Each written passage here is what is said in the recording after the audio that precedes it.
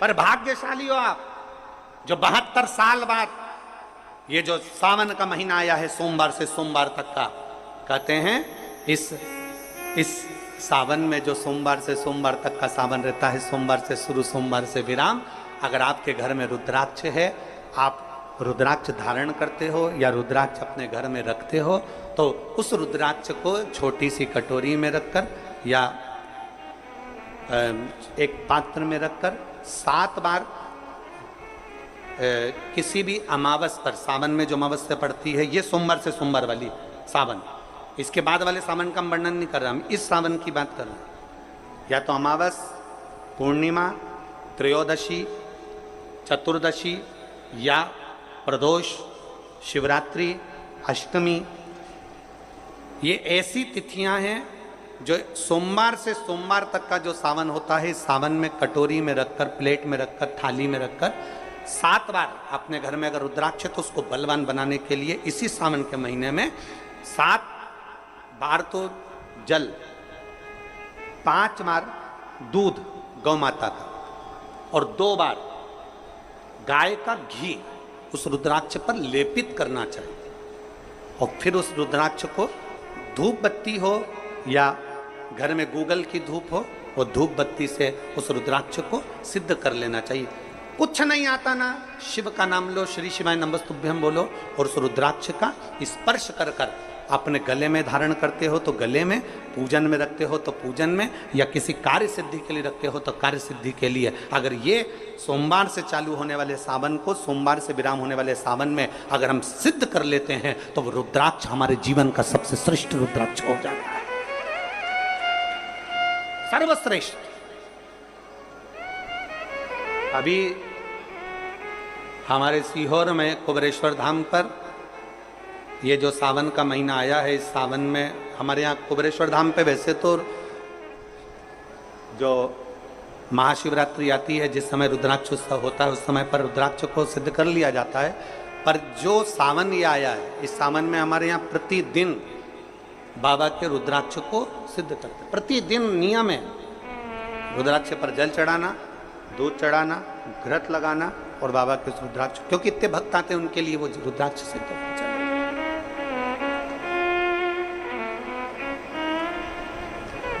इसी सावन में 4 मुखी 3 रुद्राक्ष, कितने? 4 मुखी कितने? 3।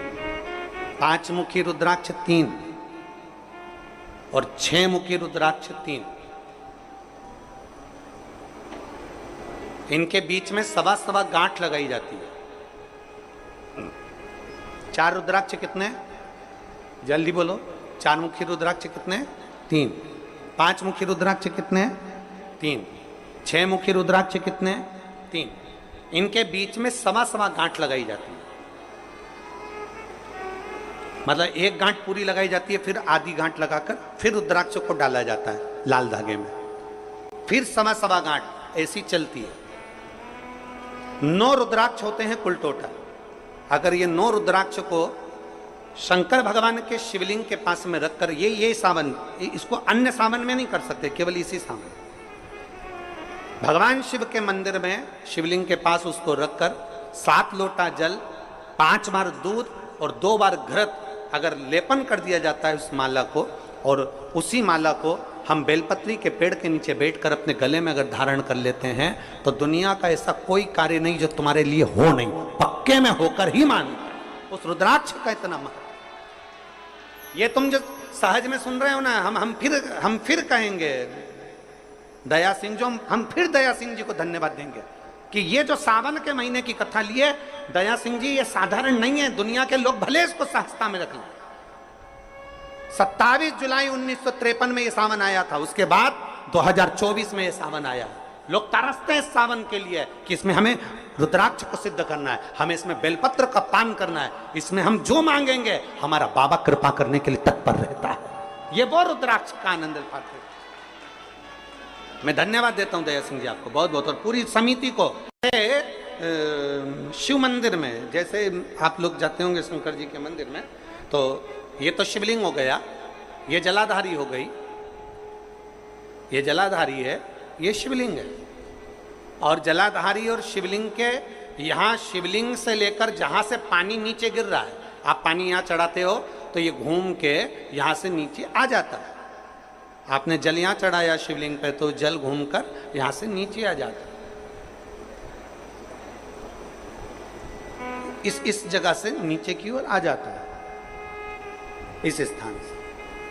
प्रयास करिए, ये जो सावन आया है 72 वर्ष के बाद, प्रयास करिए कि कितना बड़ा भी रोग है, कितनी बड़ी भी बीमारी है, आप डॉक्टर से इलाज करवाओ, पर ये जो स्थान है अशोक सुंदरी का, इस स्थान पर एक बार अपनी हथेली रखकर देखिए और भगवान शिव से पंचाक्षर मंत्र नमः शिवाय, षडाक्षर मंत्र ओम नमः शिवाय या श्री शिवाय नमस्तुभ्यम स्मरण कर कर देखिए।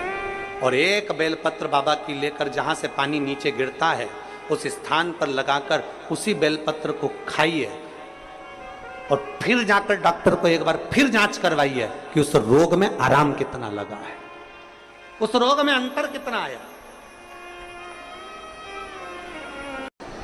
सावन का ये महीना जिसमें आप भगवान शंकर की अविरल भक्ति को धारण कर रहे हो,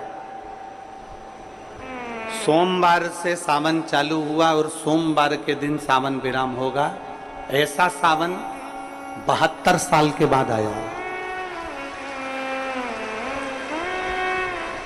27 जुलाई 1953 में ऐसा सावन पड़ा था। कितनी तारीख को?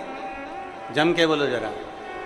27 जुलाई 1953 में ऐसा सावन पड़ा था, जो सावन सोमवार से चालू हुआ था और सावन सोमवार के दिन विराम हुआ था। 72 साल के बाद ऐसा सावन आया है जिसका योग आज है। 27 जुलाई 1953 में ऐसा सावन आया था। अब जरा किस्मत देखिए, आपका भाग्य देखिए रे छत्तीसगढ़ वालों, नजर उतरवा लेना आप कि 72 साल बाद ऐसा सावन आया जो सोमवार से चालू हुआ, सोमवार को विराम हो रहा है। 27 जुलाई 1953 में ऐसा सावन आया था और उसके बाद आज ये सावन 22 तारीख से चालू हुआ और 19 तारीख को विराम होगा, और उसमें भी सोमवार से चालू हुआ और सोमवार को विराम हो रहा है। ये शिव भक्ति है, ये अविरल भक्ति, ये भगवान शंकर की अविरल भक्ति है। आप और हमको प्राप्त हुई है, हमें मिली, और तेरी भगवान शिव ने अघोर अस्त्र धारण किया था इसी सावन।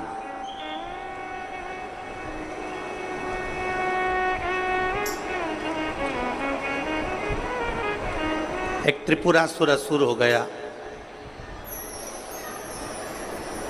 3 पुरियों का निर्माण कर कर वो निवास कर रहा है।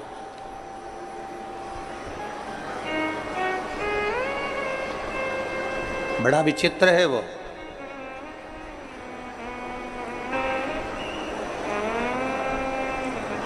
बहुत सावन आते हैं, सारे सावन आते हैं।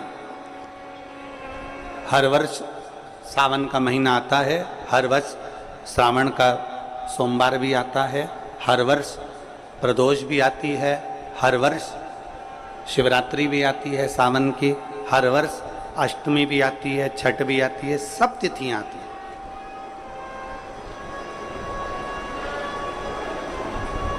ये सारी तिथियां हर साल आएंगी, हर साल प्राप्त होंगी, पर जो योग मेरे देवाधिदेव महादेव का लगा है सोमवार से प्रारंभ होकर सोमवार के विराम का, ये सावन बार बार नहीं आता, ये सावन इतनी जल्दी नहीं आता। जो 72 वर्ष के बाद 27 जुलाई से 1953 के बाद में आज योग लगा, जो 22 जुलाई 2024 में प्रारंभ हुआ। बहुत बहुत ना जाने कितने कितने कितना कितना साधना तप असुर का वध कर दूं, पर नहीं मर। ब्रह्मदेव ने विचार करा कि त्रिपुरासुर का वध कर दूं, नहीं मर। आखिरी में खबर गई भगवान देवाधिदेव महादेव के पास। भगवान शिव जी के पास।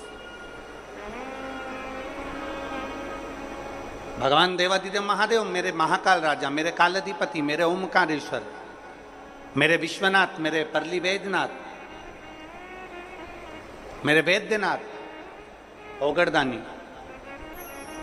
मेरे केदारेश्वर, भगवान शिव विराजमान थे, नेत्रबंद थे भगवान शिव।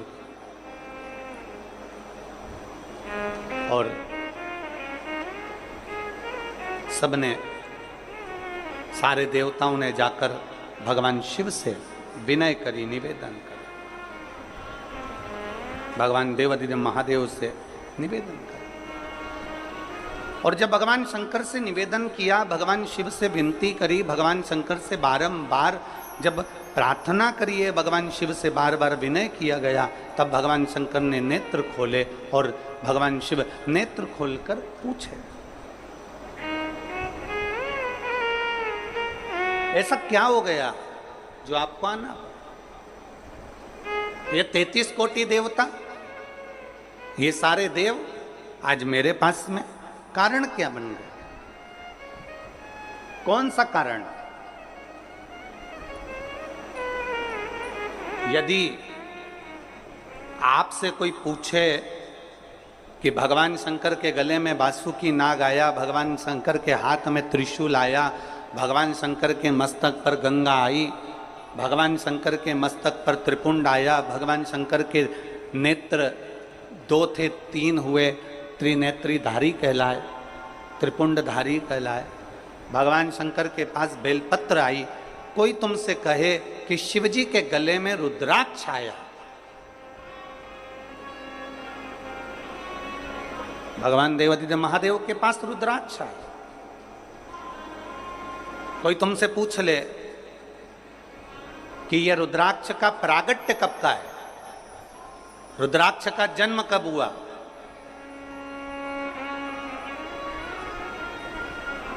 रुद्राक्ष प्रकट कब किया गया,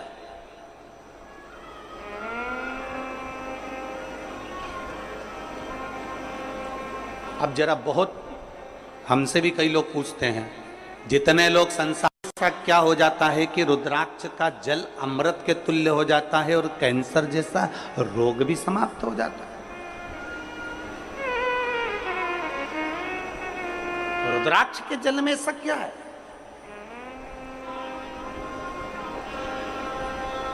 एक माँ ने पत्र में लिखा है कि क्या जाता कैसे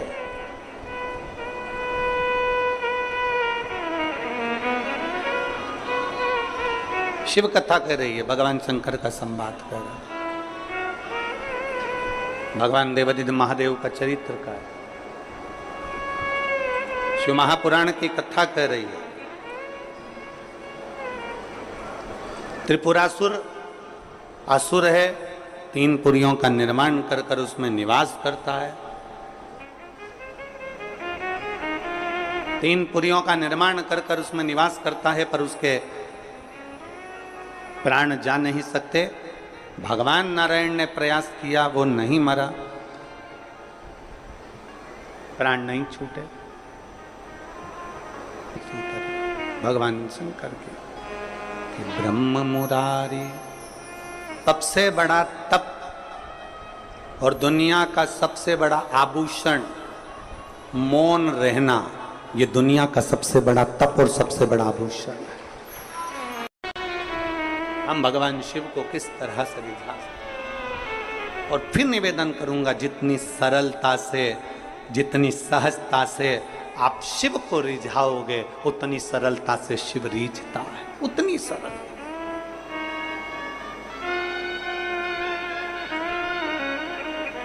आप जितने भाव से भगवान शंकर को रिझाने का प्रयास करोगे, वो उतने भाव से रिझेगा, उतने भाव।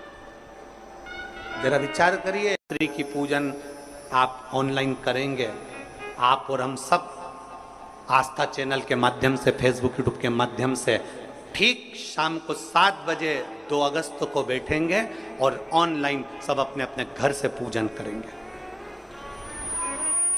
भगवान शिव की आराधना करेंगे। आप और हम सब मिलकर भगवान शंकर से एक साथ प्रार्थना करेंगे, एक साथ। और जब हम बाबा को रिझाएंगे, और ये सोमवार से सोमवार तक के सावन के महीने एक साथ, और जब हम बाबा को रिझाएंगे, और ये सोमवार से सोमवार तक के सावन के महीने में 2 अगस्त को तो हम शिवरात्रि मनाएंगे, 17 अगस्त को सीहोर की कांवड़ भी बाबा की कृपा से सुबह 9 बजे भरेंगे। प्रदोष के दिन एक विश्वास के साथ शिव को रिझा, एक भरोसे के साथ भगवान शंकर, एक रुद्राक्ष में होता है। सबका बल एक रुद्राक्ष के अंदर होता है।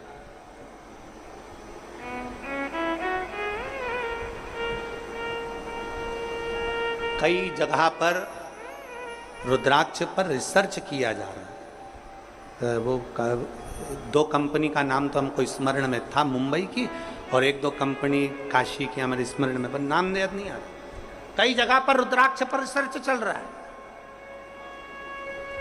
कि आखिर रुद्राक्ष में ऐसा क्या होता है कि तांबे के कलश में गलाया और उसका पानी शिव जी को चढ़ाकर आचमन किया तो फल मिल जाता है, रोग मुक्ति हो जाती है, श्रेष्ठता हो जाती है।